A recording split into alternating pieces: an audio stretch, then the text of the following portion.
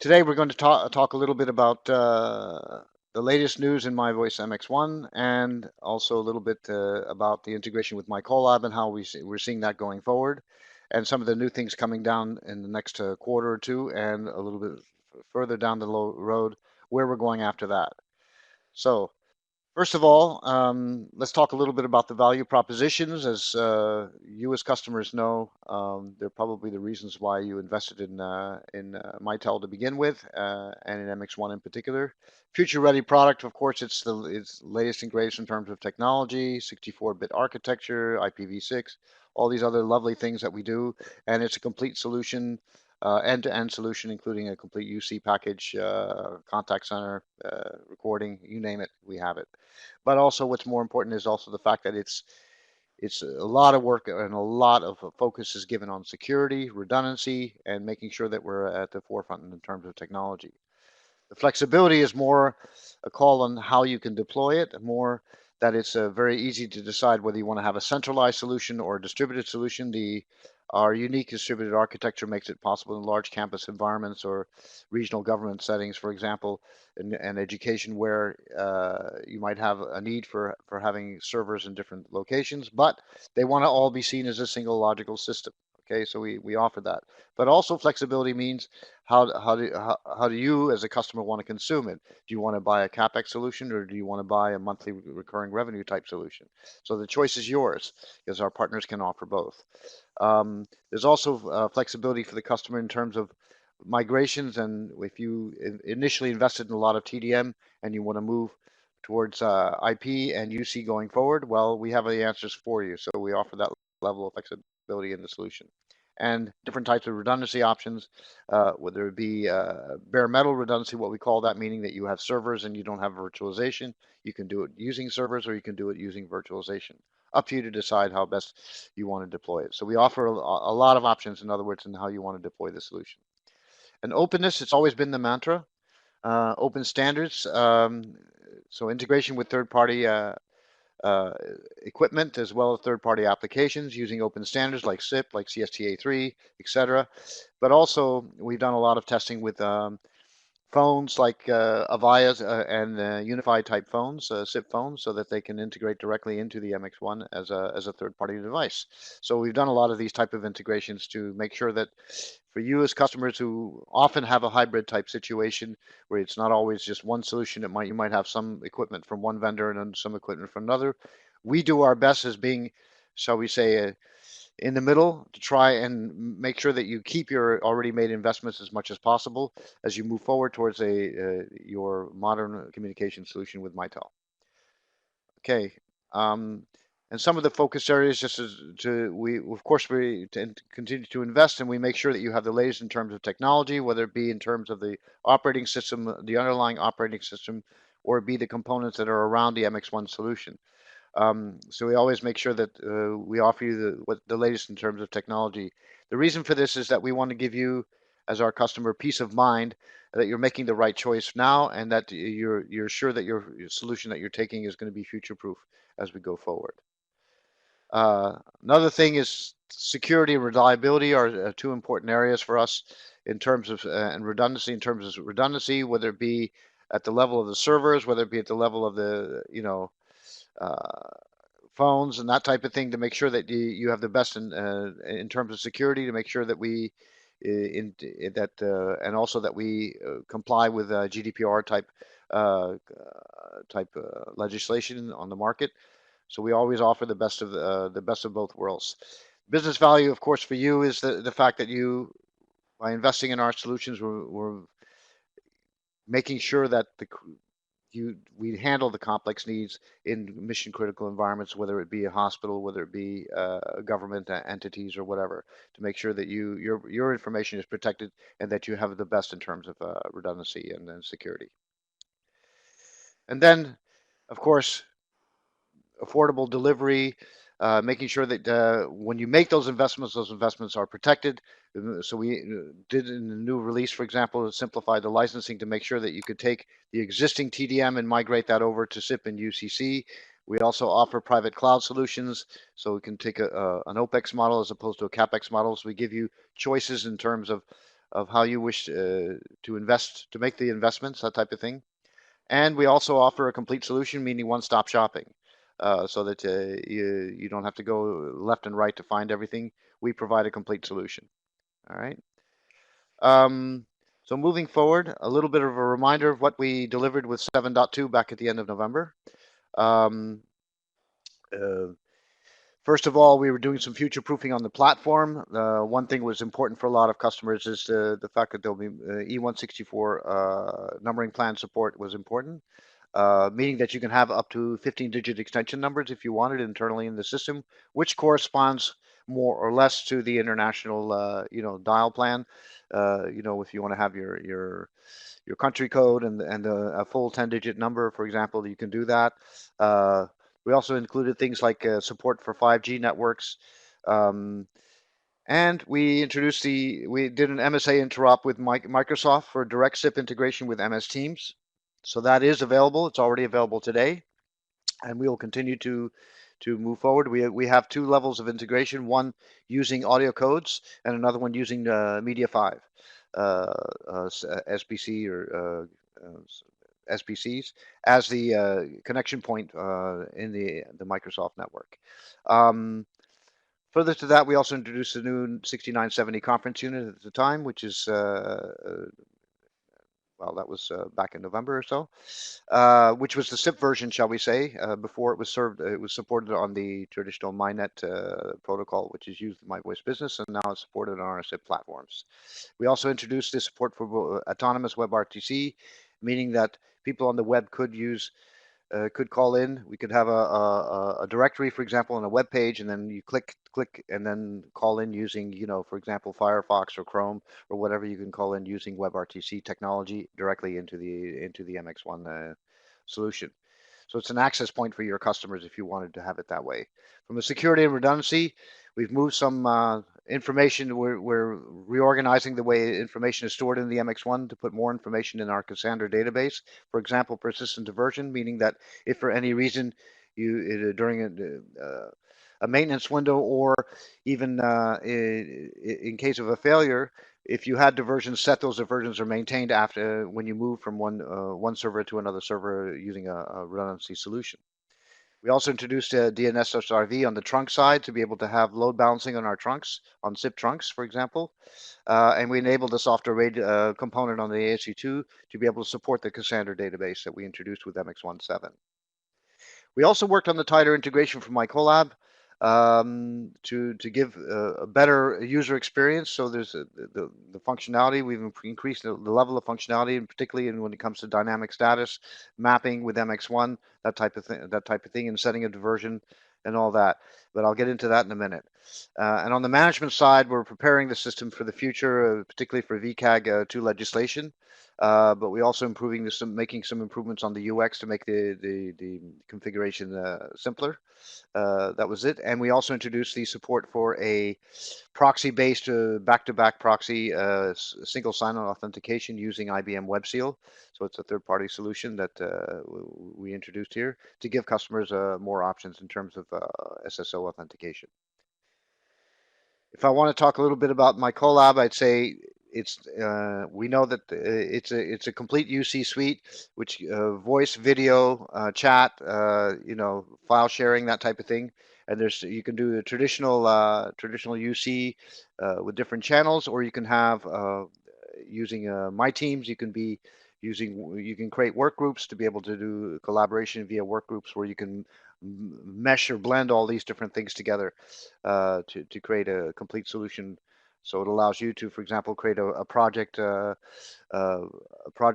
group, and then in that work group you can go from a chat to voice to video to file sharing or all of the above, and store files and that type of thing. So it's a very, very complete solution. With the 9.1, we introduced, of course, the support for the 15-digit numbering plan in line with what we were doing with the MX1. And the dynamic status improvements for MX1, so we could set our diversions, shall we say, based on activities that are triggered on the system. It's kind of similar in the way we do it in CMG, but it's based on the when you change your presence on the fly, it will also change your call routing at the same time. We also did some other improvements, the call to in the background, privacy and security updates, that type of thing. But one thing that was important was we also introduced the support for Mitel's My Team meetings, which is our video conferencing suite, which is in the cloud. Um, and to talk a little bit about that, I would say it's a complete multimedia solution with video, so you can have live video with 100 participants, of which 16 can be video. You can have chat, you can have file sharing, and do all of the above at the same time. It's a cloud-based solution, meaning that you don't have to install anything on site. It's just a you take it as an add-on to your existing MiCollab solution, or you can even do it standalone. But I'm not going to get into the details of that, except to say that with MiCollab 9.1, we also introduced the fact that you can do it quickly, directly just jump from a chat directly into a video call and set up an ad hoc video. So there's a lot of nice things that this solution brings. But as Jonas mentioned, there's a full session next week on this, so please come to the MCED session at 1300 on Wednesday to get a full recap of everything that MiCollab can do, and in particular what My Team Meetings brings to the table. Should be mentioned that there are promotions right now for MiCollab and My Team Meetings, and particularly important during this period of home working. I invite you to talk to your Mitel partner about what these different offers might be, if they could be interesting for you. If we look a little bit now, what's coming in the short term, we have My Voice MX1 7.3, which will be available at the end of August, beginning of September. We'll say GA in September. And if I talk about a summary of what's new, first and foremost is full support for Microsoft Azure Cloud Services, which is really targeting customers that have already or are going to take a decision to move away from having their own data center, for example, and their own premises, to moving all their data into the cloud, and maybe at the same time they want to have their communication, their UC services moved into the cloud as well. Well, we fully support you in that in those efforts. Terminal selection service and remote extension enhancements to create a more improved MiCollab user experience. So it's combined with MiCollab 9.2, and I'll get into that a little bit in the next slides. And also some enhanced display for the group pickup cases, so flexibility in setting what on the phone or in the MiCollab client, what information you want displayed. If you have a group call coming in from one of your colleagues and you're part of this group, do you want to just see who's calling? Do you want to see who was calling, who was called, and the name, possibly the name of that person? So all this can be set up in the system. It actually can be done per user. And then we have some improvements in the centralized call log for more detail on group calls, to find out the original call parting number, that type of thing, that is stored in the call log.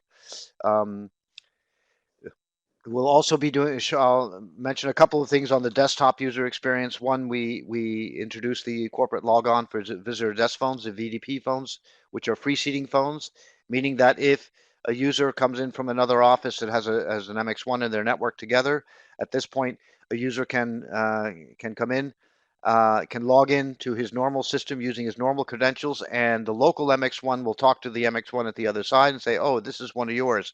Okay, and then they will send the registration to the other site and automatically register the user in with his normal credentials. He'll have his normal keys and everything, as though he were at home. A couple of other things, individual call keys, that type of things, will be coming as well. From a TCO perspective, we'll be introducing at the end of the year the support for the 6905 and 6910 low-end models in the 6900 series. For that, we will do all the preparation work to be able to support these new phone models. We'll also be improving on the SIG profiles. I think I have a couple slides around that, as well as support for the ASC voice over IP recording. From a GUI perspective, we've done the validation with the Microsoft Chromium browser, as well as some improvements to the end user portal in terms of managing a remote extension, so you can configure more than one remote extension, and then you can pick and choose which one you want to have active at any given time. This is part of the multi-terminal extension work that we're doing together with MiCollab. Because once you've defined these remote extensions, you can have a list of, maybe you have your work mobile, home mobile, your summer house, or whatever, different numbers, and then depending on what your activity is, you'll be able to set which remote extension is active, that type of thing. We've also added an improvement in terms of security for phone config files. Often we want to be able to encrypt all the information related to the configuration of the system. The phone files was the one thing that was left for us to do. Now the phone files can now be encrypted so that that in Service Node Manager you can go in, change your files, and then they will be re-encrypted automatically to avoid exposing any sensitive data, user data in particular. Moving forward, some other things that we've done, security and authentication. We'll be able to do AD-based authentication of Linux users in the SLES system, and also we'll be licensing third-party DECT handsets. We've done some work on the API side. I'm not going to get into the details of those. You can read those for yourself. And we'll be introducing the support for MyContact Business, the SIP integration side. So there'll be a new Trump profile. I'll get a little bit into that as we move forward. But some other improvements, we'll be introducing a new Dell server, some new firmware for the phones, as well as some new firmware for the other elements of the My Voice MX1 solution. We'll also have support for new codecs on the media server, in particular G722.2, which is a wideband codec, will be supported with the media server. This is primarily used for SIP-to-SIP communications between SIP trunks and SIP extensions, and the SIP trunks could be connecting to mobiles that have that use this codec. So in that case, you'll have an end-to-end wide bandwidth connection. It could also be used for when you want to do conferences between SIP elements in the network. They could be SIP trunk elements on one side and SIP phones on the other. They could all use this new high bandwidth codec. All right, moving forward. From the Azure perspective, here, as we said, we'll be enabling this complete support for Azure to enable our customers to be able to make that transition if they want to go from a premise-based solution to a cloud-based solution. They can do that. We have some customers that are interested in do that, which is why we're doing it for one thing. But Azure is the cloud service of choice, or the cloud infrastructure of choice for a lot of large enterprise customers, which is why we focused on Azure first rather than Google Cloud or AWS. All the service node components will be of course supported in there. We have some recommendations that we make in terms of MPLS connections, that type of thing, and how you want to connect from your office environment to the Azure environment. And also we'll be publishing complete rules of how this should be deployed and our recommendations in the product documentation that will be coming with 7.3. Third-party licensing just means that in some cases we have some third parties, DECT phones that have a specific identifier, and we will be checking these for third-party licensing. This is something that we've introduced now as part of 7.3. It's a similar type of license as we had for third-party SIP phones. We'll now introduce that for third-party DECT devices as well. From a MiCollab perspective, we were talking about the terminal service. Here it's the possibility, of course, in MX1, you can have forked devices. You can have your remote extension, mobile extension. You can have a DECT phone. You can have your SIP phone, or you can have multiple SIP extensions. Well, now you can choose which one you want to have ring, for example. So if you're in the office, you want your desk phone to ring, well, then you can set that using a command or using your MiCollab client. You can just simply pick which phone do I want to ring. So you'll have your list of your devices that are active, and then you choose which one you want to ring. I can also, of course, turn this feature off so that I can have all my devices ringing at the same time, or I can choose when I'm in the office, one device. When I'm out of the office, it rings on my mobile only. Then my office phone won't ring and won't bother my other colleagues, for example. This is one of the reasons why we're doing this. And then we have included a new option for remote extension to be able to define multiple numbers for your remote extension, but only one of those would be active at any given moment. So you choose, and you can choose that either using your PM user portal, or you can do it using the MiCollab client directly. So you'll have a list of your mobile remote extension numbers. They can be provided from the MX1 to MiCollab. They will be provided. The list will be provided, the ones that you have filled in or your administrator has filled in as your list of numbers, and then they will be presented to you, and you select which one you want to have active at any given time. And this can be done. This will be able to be done on a per dynamic status basis, meaning that if I'm in the office, it's this remote extension number that's active. If I'm outside of the office, then it's my mobile. If I'm my country house, I can choose my country house to be, if I'm on vacation or whatever. It depends what you can choose whichever remote extension you want to have active at a given time. So it's a significant improvement, shall we say, in the management and the user experience when it comes to remote extension. And then, of course, we mentioned the support for my contact center business. This is a corporate strategy, shall we say, to be able to have a common contact center business across all platforms. It doesn't mean that the existing my contact center enterprise changes. The roadmap for that remains the same. It will continue to grow in parallel. But here, this is for specific cases where you have smaller contact centers, maybe a need for AI or chat boxes, then maybe my contact center business might be the right choice. From an in-attendance CMG perspective, we launched in the end of Q1 some enhancements here. Music on hold in particular was an important one. Some attendant client enhancements, some changes to the IVR and ASR directory search per tenant, that type of thing.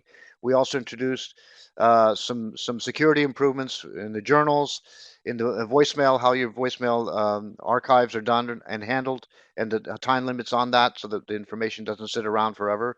That you can choose sent messages or unread messages or whatever, how long they should be kept before they're deleted, because sometimes you don't want these lying around in a store. Anyway, also the move to Java SDK, or Zulu Java, I should say, as an alternative to Oracle Java SE. This is to avoid any subscription charges that Oracle is now starting to charge for using their Java engine, and the validation of Exchange 2019 as well as Office 365. Then we stated that the R330 server going out of life. We are now introducing the R440 Mitel certified. It's the R440 server. So that will be starting to be shipped in Q3. Might even be available at the end of Q2, but it'll be shipping in Q3. It'll be a full replacement for these Dell servers. These are for mainly in terms of robustness, industrial level types. When a need for that type of server is needed, then this is the recommendation that we would make. But then you ask, what's in it for you? Well, basically what we're doing here is laying the groundwork. When we do things like introducing the support for Azure, we're laying the groundwork for the future. We're also going to be some of the new stuff that we're going to be doing, which I'm going to show you in a minute, where we start to go into the CloudLink architecture and start to connect into that. This is what we're doing. So we're continuing our work of laying the groundwork for the future for our customers. Now, if we look a little bit more at the roadmap, I would say there's 3 clear areas where we're working on. We want to develop the private cloud, of course, for large enterprise. As you can see, the work we're doing on MS Azure, we'll be doing the similar work on AWS and GCP. We're looking towards Docker and or container technology in general. We're also looking at improving the automated reporting and billing process for our MLA customers. And also we have a clear large enterprise focus when it comes to My Voice MX1. So we'll be focusing on redundancy and security, of course, and making sure that the management is easy to use and up to date, so we can drive an efficient TCO for our customers. Deliver on large key customer requirements. That's always the thing that we do. We know that the large enterprise customers have specific requirements, and we cater to those requirements, of course. And again, the drive towards UC, I would say, is always going to be a priority for us, whether it be in terms of a tighter integration with our UC applications like MiCollab or MyTeam to drive the adoption, whether it be the simplified licensing that we're doing to make it easier for our customers to transition over, but also by adopting CloudLink-based services and apps. So we'll be doing work around to be able to integrate the MX1 directly with CloudLink to be able to consume certain apps, or to be able to take advantage of services like could be Azure-based AD authentication, for example, things like that. It doesn't matter. Or it could be a soft phone, or it could be any number of things that we can take advantage of in CloudLink. So we're going to be introducing support for the CloudLink gateway in the next release. So if I look at that more specifically, here's what the roadmap looks like. As I talked about 7.7.2 and 7.3, I don't need to go into that too much. But if I talk about SP1, which will be at the end of the year, we'll be looking at MiCollab 2.9.2 Plus, which could be in a service pack. We'll also be looking at new releases for MyCC Enterprise. There could be a 9.5 is also at that turning point. I think there'll be a 9.5 towards the end of the year. Some management UX improvements. We're also looking at the support of the SIPS firmware 6.0, which would then give us the introduction of 6905 and 6910 low-end SIP sets. But importantly, and a notable thing here is the integration with the CloudLink gateway. And that should be noted that should be available by the end of the year. This means MX1 will be able to have access to certain applications and services that are available in the cloud today directly connected to the MX1. And then directionally speaking, beyond that, shall we start in the first half of 2021 and beyond? We're talking about security and redundancy, the large enterprise application support on Azure. So we have the MX1, but we'll also have all the applications, whether it be MyCC, whether it be Inattend CMG, that type of thing will also be supported. And of course, we'll continue the improvements on the integration with MiCollab, as we're doing now. And it'll be around that time that we'll also start to see some new CloudLink services coming to be made available. From the Inattend CMG perspective, there's a short-term, the work that we're doing now, which is for the Service Pack 2, is what's marked on the upper part of this. So we're doing some hygiene, product hygiene, I should say, also ensuring the support in Azure for the CMG Inattend. Some GUI enhancements. We've also done the validation. We're doing the validation of the Edge Chromium browser, as well as some changes to Visit in terms of batch imports, as well as improved SMS notifications. In the longer terms, of course, we're looking for the Teams presence integration. We're looking at a tighter integration with MiCollab, whether it be in terms of the common chat engine, being able to embed CMG services directly into MiCollab, that type of thing. We're studying these things. And of course, we're looking to improve the Inattend GUI to comply for VCAG 2.x compliance and some other nice little improvements. With that, I would say the strategy is to provide you the building blocks for the future, and that's what we're doing all this for. So I just want to make that as a reminder, a summary, shall we say, of where we're going here. So we'll have the call control platforms that can be on site, that can be in a private data center, or now they can even be in AWS or in Azure. So that's what we want to do. We'll be able to offer a full suite of UC applications, or we're offering a full suite of UC applications, some of which you can will consume services directly from CloudLink, or some of them will be directly in CloudLink, and that is just a question of where they are. So if you have your MiCollab, which is on site, the chat service may be possible. You can choose to whether you want to have the chat on site or whether you want to have that chat coming from the cloud, a persistent chat from our CloudLink portal. So there are different choices that will be able to be made. It'll make it easier to add functionality directly from CloudLink into an existing application, whether it be MyCC or whether it be MiCollab or others. Okay, so this is the plan going forward. Okay, with that, I will turn it back over to Jonas.